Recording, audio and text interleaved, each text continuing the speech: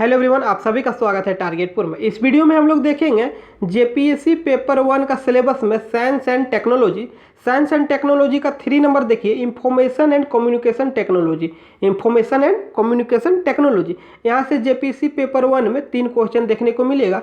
इस टॉपिक को हम लोग 3 पार्ट में देखेंगे। आज पार्ट 1 है, पार्ट 2 और पार्ट 3 में हम लोग जितने भी क्वेश्चन यहाँ से बन सकते हैं सभी को कवर कर लेंगे। इस वीडियो को आप लोग ज़्यादा से ज़्यादा शेयर कीजिएगा, लाइक कीजिएगा, चैनल पर जो नए हैं चैनल को सब्सक्राइब कीजिएगा। साथ ही टारगेटपुर का जेपीएससी पेपर 2 का कंप्लीट नोट सिलेबस वाइज यदि किसी को प्राप्त करना है तो बहुत ही कम प्राइस में आप लोग को जेपीएससी पेपर 2 झारखंड जीके का कंप्लीट नोट्स उपलब्ध कराया जा रहा है। दिए गए व्हाट्सएप नंबर पर आप लोग संपर्क कर सकते हैं 9631926220 9631926220। इस नंबर पर व्हाट्सअप कीजिए और जेपीएससी पेपर 2 झारखंड जीके का कंप्लीट नोट्स आपको मिले। तो लेट नहीं करते हुए शुरू करते हैं इंफॉर्मेशन एंड कम्युनिकेशन टेक्नोलॉजी। देखिए ICT information and communication technology, जिसे हिंदी में सूचना एवं संचार प्रौद्योगिकी कहते हैं। इसमें हम लोग को मुख्यतः कंप्यूटर के विभिन्न पीढ़ियों को पढ़ना है, जनरेशन ऑफ कंप्यूटर पढ़ना है, हार्डवेयर क्या है, सॉफ्टवेयर क्या है, आउटपुट डिवाइस क्या है, इनपुट डिवाइस क्या है, ईमेल क्या है, इंटरनेट कैसे वर्क करता है, साथ ही अन्य चीज़ों को देखना है। एक एक पॉइंट को आप लोग ध्यान से समझिएगा, एक एक बिंदु पर नज़र रखिएगा, क्या बोल रहे हैं उसे समझने का प्रयास कीजिएगा, तब जाकर यह चैप्टर आपके दिमाग में धंस सकता है। क्योंकि पूरी तरह से टेक्नोलॉजी पर बेस्ड चैप्टर है। यह चैप्टर उनको ज़्यादा समझ में आएगा जो टेक्नोलॉजी से जुड़े हुए रहते हैं। चलिए एक एक करके हम लोग शुरू करते हैं। सबसे पहले बात करते हैं कि आखिर कंप्यूटर होता है क्या। आप लोग कंप्यूटर तो देखते होंगे, डेली देखते होंगे, नाम भी सुने हैं। कंप्यूटर को हिंदी में संगणक कहते हैं, याद रखिएगा, कंप्यूटर को हिंदी में संगणक कहते हैं। देखिए कंप्यूटर क्या है। कंप्यूटर एक इलेक्ट्रॉनिक मशीन है जो डाटा स्वीकार करता है। देखिए यहाँ पर एक वर्ड आया डाटा। आप समझिए डाटा क्या है। मान लीजिए एक कंप्यूटर है और एक यहाँ पर कीबोर्ड है। कीबोर्ड क्या है, कंप्यूटर क्या है, आप लोग भली भांति जानते हैं। देखिए कीबोर्ड की सहायता से कंप्यूटर पर मैंने 4+5 लिखा। 4 और 5 एक प्रकार का डाटा है। 4+5 एक प्रकार का डाटा है। 4 और 5 कंप्यूटर प्रोसेसिंग करके 9 आंसर देता है। 4+5 कंप्यूटर प्रोसेसिंग करके 9 आंसर देता है। 9 एक प्रकार का सूचना है। क्या है, इंफॉर्मेशन है। आप लोग समझिए 4+5 एक प्रकार का डाटा है और 9 जो है एक प्रकार का सूचना है, जिसे हम लोग इंग्लिश में इंफॉर्मेशन कहते हैं। चलिए आगे देखते हैं।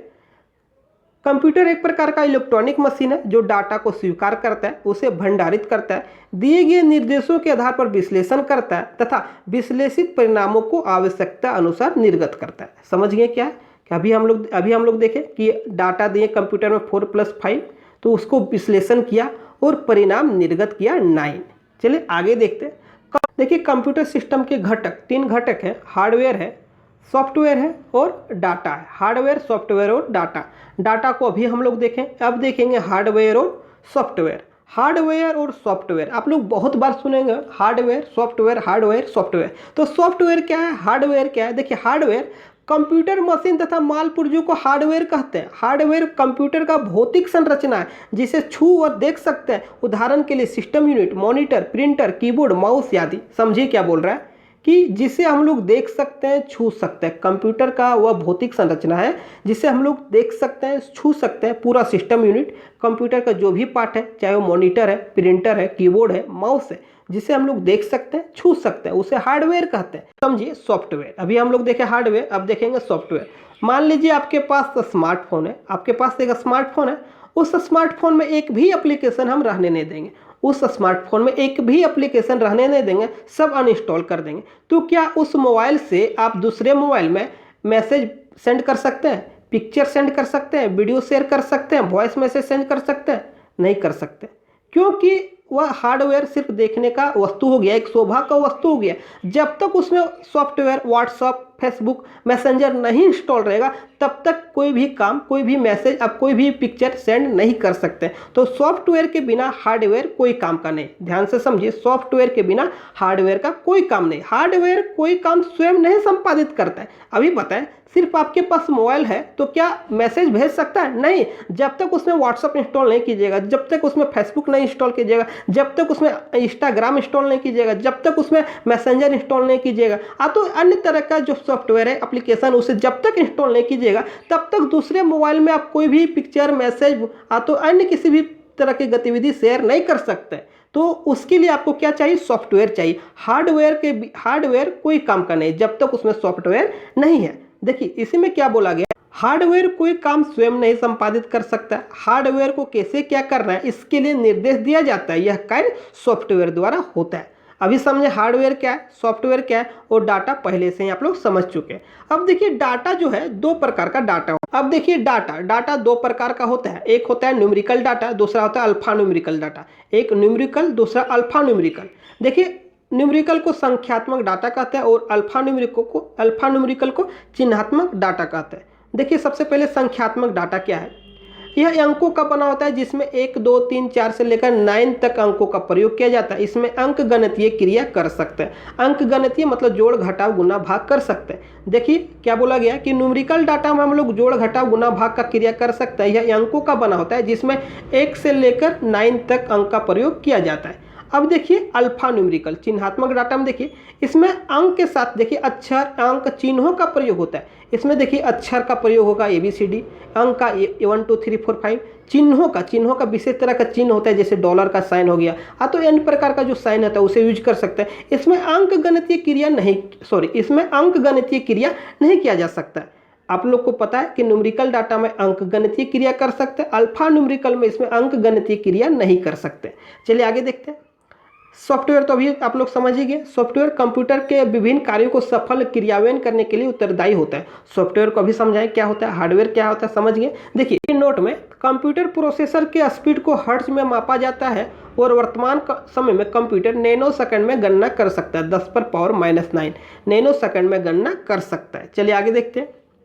कंप्यूटर की गति को देखिए, कंप्यूटर की गति को MIPS में मापा जाता है। कंप्यूटर की गति को MIPS में मापा जाता है, मिलियन इंस्ट्रक्शन पर सेकंड। देखिए MIPS मतलब क्या होता है, मिलियन इंस्ट्रक्शन पर सेकंड। तो कंप्यूटर की गति को किस में मापा जाता है, MIPS में, जिसे मिलियन इंस्ट्रक्शन पर सेकंड कहा जाता है।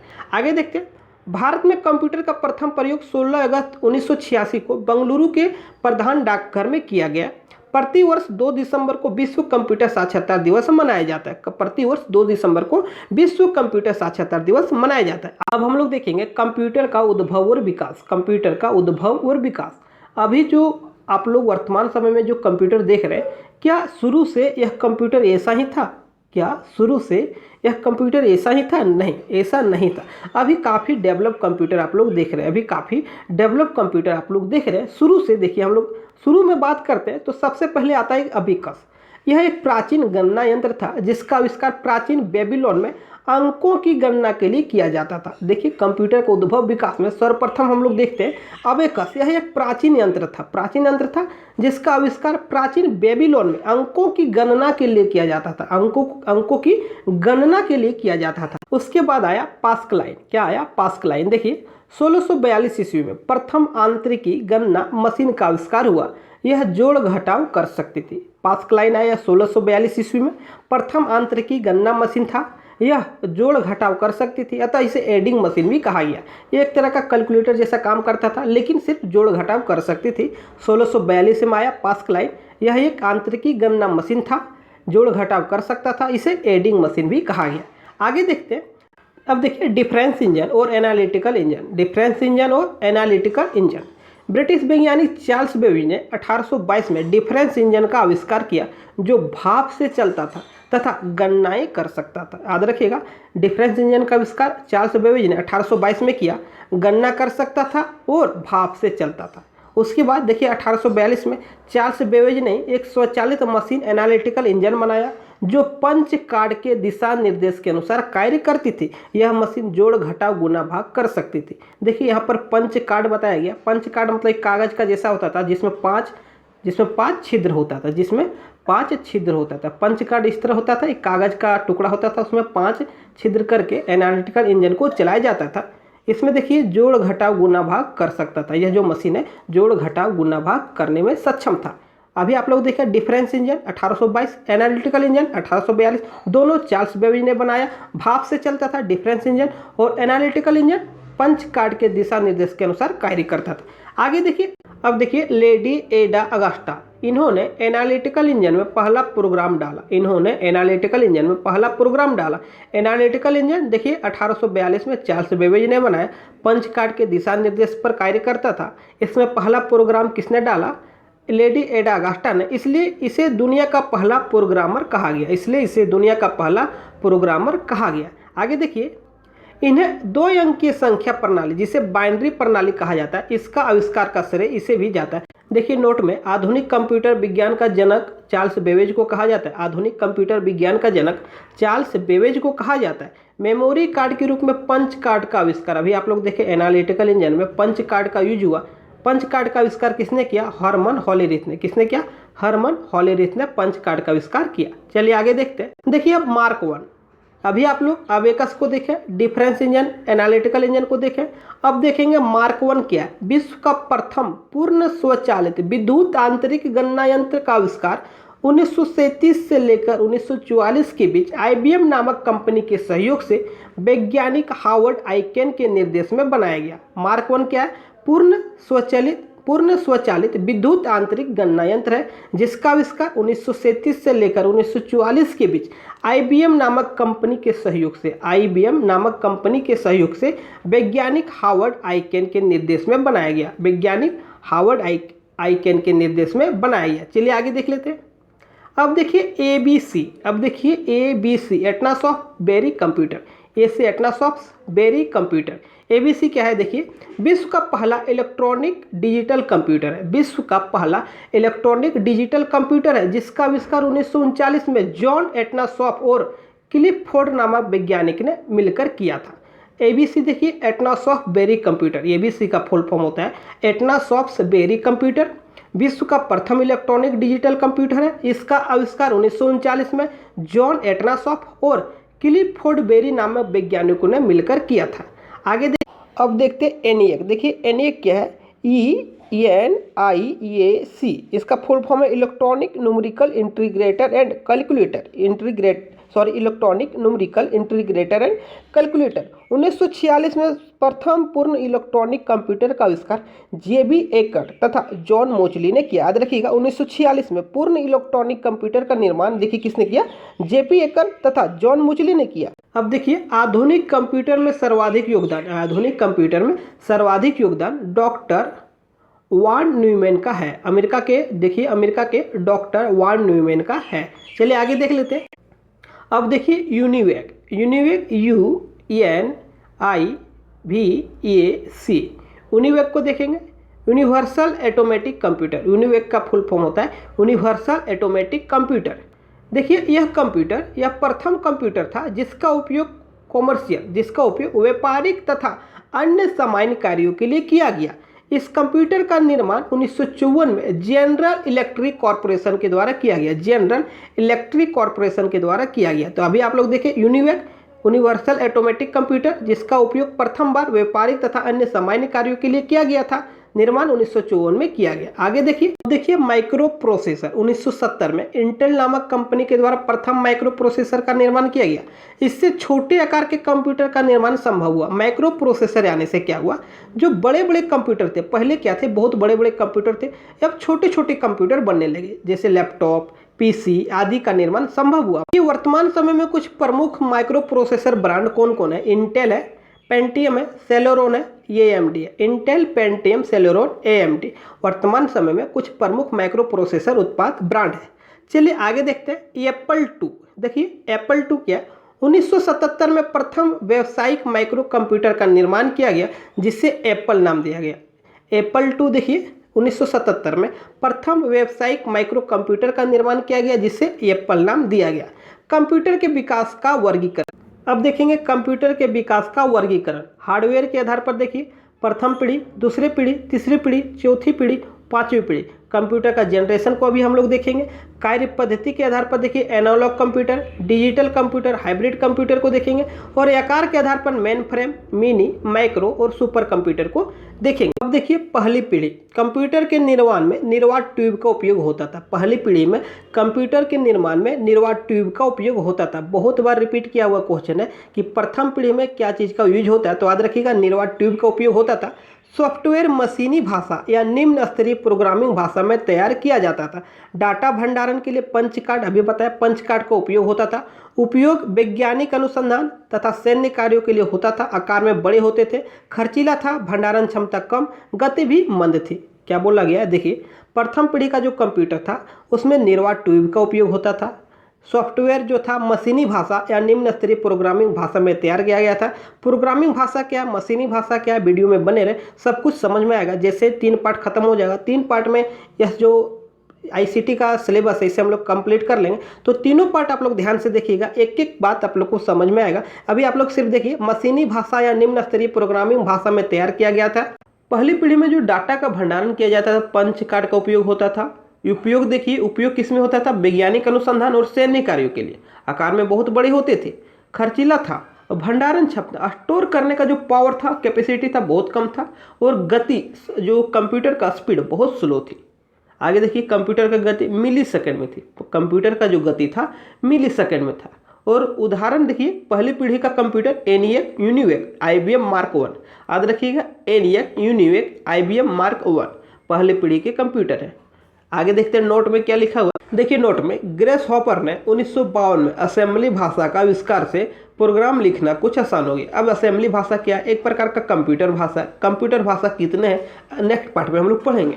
और असेंबली भाषा के आविष्कार से प्रोग्राम लिखना कुछ आसान हो गया। प्रोग्राम लिखना अर्थात सॉफ्टवेयर बनाना आसान हो गया। प्रोग्राम लिखना का अर्थ है सॉफ्टवेयर बनाना आसान हो गया। चलिए आगे देखते हैं। देखिए दूसरी पीढ़ी के कंप्यूटर, पहली पीढ़ी में अभी आप लोग देखिए कि निर्वात ट्यूब का उपयोग होता था, निर्वात ट्यूब। अब देखिए दूसरी पीढ़ी में क्या है, सेमीकंडक्टर ट्रांजिस्टर, सेमीकंडक्टर ट्रांजिस्टर का उपयोग होता था। अपेक्षाकृत हल्के, छोटे, कम विद्युत खपत करने वाला था।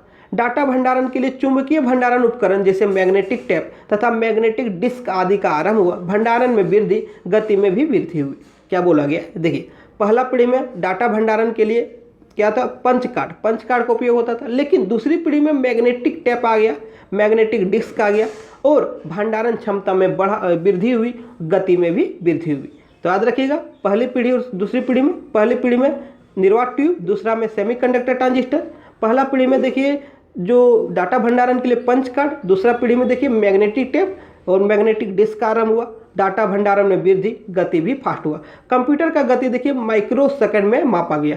कंप्यूटर का जो गति था माइक्रो सेकंड में लिया गया, 10⁻⁻⁶। चलिए आगे देखते हैं। देखिए सॉफ्टवेयर में कोबोल एक प्रकार का कंप्यूटर भाषा है। कोबोल का फुल फॉर्म है कॉमन बिजनेस ओरिएंटेड लैंग्वेज। और फोर्ट्रॉन भी कंप्यूटर भाषा है। सॉफ्टवेयर में कोबोल और फोर्ट्रॉन जैसे उच्च स्तरीय भाषा का विकास IBM द्वारा किया गया, IBM द्वारा किया गया। इससे प्रोग्राम लिखने में आसानी हुई। अभी आप लोग देखें कि असेंबली भाषा आया तो प्रोग्राम लिखने में थोड़ा आसानी हुई। लेकिन दूसरी पीढ़ी में देखिए कौन कौन भाषा आ गया, कोबोल आ गया, फोर्ट्रॉन आ गया। इससे प्रोग्राम लिखने में अर्थात सॉफ्टवेयर बनाने में आसानी हुई। आगे देखते हैं। देखिए तीसरी पीढ़ी कंप्यूटर में ट्रांजिस्टर की जगह इंटीग्रेटेड सर्किट चिप का प्रयोग हुआ। पहला पीढ़ी में आप लोग देखें निर्वात ट्यूब, दूसरा पीढ़ी में ट्रांजिस्टर और तीसरा पीढ़ी में याद रखिएगा integrated circuit chip. Input output उपकरण के रूप में कीबोर्ड, मॉनिटर का प्रयोग आरंभ हुआ। इनपुट आउटपुट क्या है अगला वीडियो में हम लोग देखेंगे। इनपुट आउटपुट, मैग्नेटिक टेप और डिस्क की भंडारण क्षमता में वृद्धि हुई। डाटा भंडारण के लिए अभी आप लोग देखें कि मैग्नेटिक टेप आ गया और मैग्नेटिक डिस्क आ गया, लेकिन इसकी भंडारण क्षमता में काफ़ी वृद्धि हुई। तीसरी पीढ़ी में कंप्यूटर में रैम के कारण कंप्यूटर का गति वृद्धि हुई। अब रैम क्या है वीडियो में बने रहे, आगे हम लोग सब पढ़ेंगे। आगे देखिए कंप्यूटर का जो गति है नैनो सेकंड में किया गया, 10⁻⁹ नैनो सेकंड में किया गया। कंप्यूटर का गति नैनो सेकंड में किया गया। उच्च स्तरीय भाषा देखिए, उच्च स्तरीय भाषा PL1, पास्कल तथा बेसिक का विकास हुआ। प्रथम पीढ़ी में आप लोग उसमें देखे थे 1954 में असेंबली भाषा, दूसरी पीढ़ी में कोबोल, फोर्ट्रॉन देखे थे, तीसरी पीढ़ी में देखिए PL1, पास्कल तथा बेसिक का विकास हुआ। ये सब क्या है कंप्यूटर का एक प्रकार का भाषा है, PL1, पास्कल तथा बेसिक।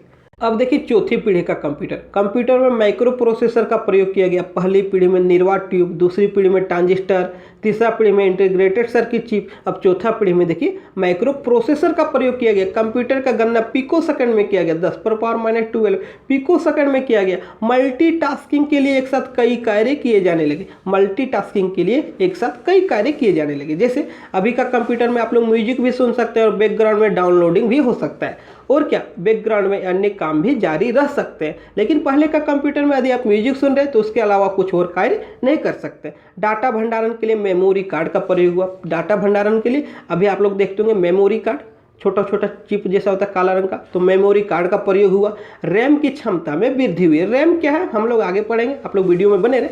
रैम की क्षमता में वृद्धि हुई।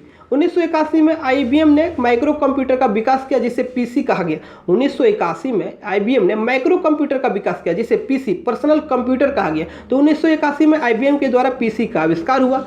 इस सॉफ्टवेयर में ग्राफिकल यूजर इंटरफेस जीयूआई के विकास ने कंप्यूटर के उपयोग को सरल बना दिया। समझिए जीयूआई है क्या, ग्राफिकल यूजर इंटरफेस होता क्या। आप लोग मोबाइल या तो कंप्यूटर ओपन करते हैं तो विभिन्न तरह का फोल्डर देखते होंगे, छोटा छोटा आइकॉन देखते होंगे, छोटा छोटा आइकॉन देखते हैं, यही जीयूआई है, यही जीयूआई। चलिए आगे देखते हैं।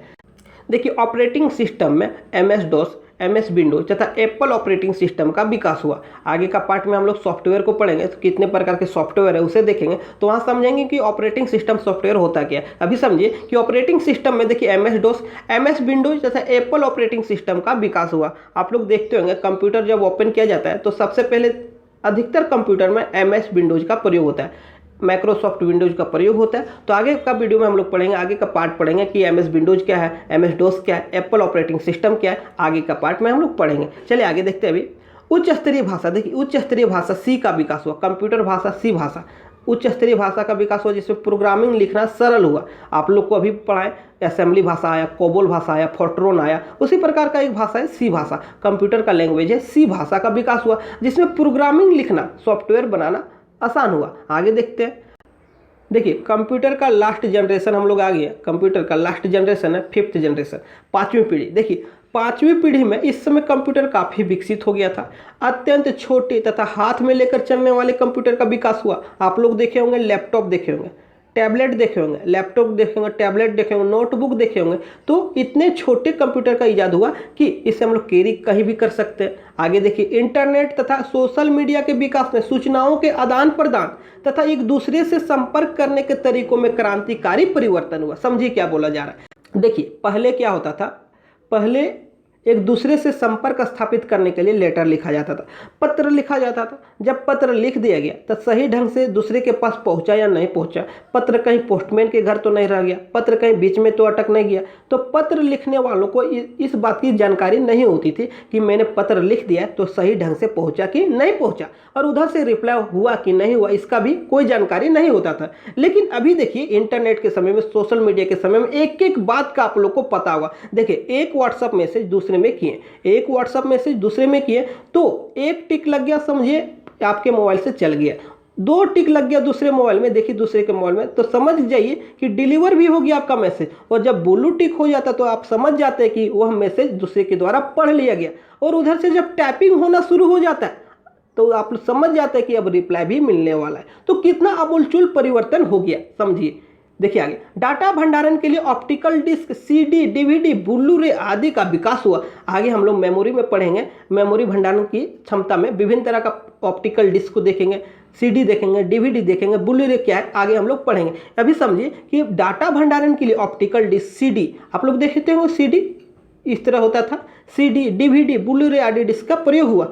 आगे देखते हैं सूचना प्रौद्योगिकी का विकास। देखिए सूचना प्रौद्योगिकी का विकास हुआ। पोर्टेबल पीसी, पोर्टेबल पीसी मतलब जो पर्सनल कंप्यूटर है, एक जगह से दूसरे स्थान हम लोग ले जा सकते हैं, जैसे लैपटॉप। डेस्कटॉप पीसी, कंप्यूटर को जीवन के लगभग प्रत्येक क्षेत्र से जोड़ दिया गया। कंप्यूटर को जीवन के लगभग प्रत्येक क्षेत्र से जोड़ दिया गया। उदाहरण में देखिए सुपर कंप्यूटर का विकास हुआ, आईबीएम नोटबुक आया, पेंटियम पीसी। देखिए पीसी जो है आप लोग को यदि पूछे पर्सनल कंप्यूटर किस पीढ़ी का कंप्यूटर है तो आप लोग याद रखिएगा 5th पीढ़ी का कंप्यूटर है। उदाहरण में सुपर कंप्यूटर देखिए, आईबीएम नोटबुक देखिए, पेंटियम पीसी देखिए। आगे देखिए अभी आप लोग देखें विभिन्न जनरेशन का कंप्यूटर, फिर पहली पीढ़ी से लेकर 5वीं पीढ़ी तक का आप लोग देखें। अब देखेंगे कार्य पद्धति के आधार पर कंप्यूटर का वर्गीकरण। सबसे पहले देखिए एनालॉग कंप्यूटर, उसके बाद डिजिटल देखेंगे, उसके बाद हाइब्रिड देखेंगे। तो देखिए एनालॉग कंप्यूटर क्या है, इसमें भौतिक राशियों का मापन होता था। इसमें भौतिक राशियों का मापन के लिए प्रयोग किया जाता था, जैसे तापमान, विद्युत वोल्टेज, दबाव आदि। उदाहरण से समझिए, देखिए आप लोग बाइक में देखते होंगे स्पीडोमीटर, यह एक एनालॉग कंप्यूटर है। स्पीडोमीटर एक कांटा लगा होता है और बाइक कितना स्पीड में चल रहा है इसे बताया जाता है। तो यह स्पीडोमीटर एनालॉग कंप्यूटर का उदाहरण। साधारण घड़ी देखते होंगे जिसमें कांटा लगा होता है, वह भी एनालॉग कंप्यूटर का उदाहरण। तो एनालॉग कंप्यूटर देखिए भौतिक राशियों का मापन के लिए इसका प्रयोग होता था, जैसे तापमान, विद्युत वोल्टेज, दबाव आदि।